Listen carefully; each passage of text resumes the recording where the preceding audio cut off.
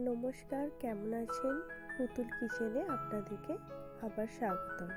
আজ আমি বানাচ্ছি কাঁচকলা দিয়ে বড়া। সেটা কিভাবে বানাবো একটু দেখে নিন। হাতের কাছে থাকা খুব অল্প পরিমাণ সামগ্রিক দিয়ে আমি এই জিনিসটা বানাচ্ছি। প্রথমে কলাটাকে নুন আর হলুদ দিয়ে জলে সিদ্ধ করে নিয়েছি। খুব একটা সিদ্ধ করিনি, হালকা সিদ্ধ করেছি। তারপর ওটাকে ম্যাশ করে নিয়ে হাতে করে তাতে পেঁয়াজ কুচি, কাঁচা লঙ্কা, নুন, হলুদ, 4 চামচ মতো বেসন আর কিছুটা জিরে গুঁড়ো দিয়ে ভালো করে মিক্স করে নিয়েছি। হাতে অল্প সময় থাকলে তাড়াহুড়ো করে এরকমভাবে বানিয়ে গরম ভাতের সঙ্গে খেতে খুব ভালো লাগে। আমি কলাটা একটু অল্প সিদ্ধ করেছি যাতে একটু মুখে লাগে দানা দানা মতো, তাহলে ভালো লাগে।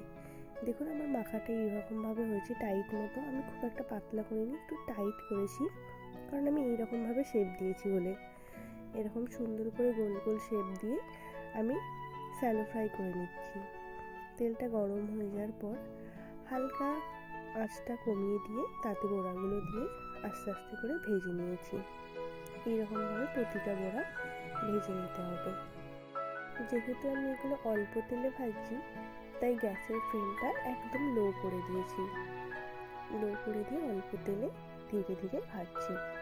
দেখুন একটা হয়ে গেল, আর এবার দ্বিতীয়গুলো দিচ্ছি।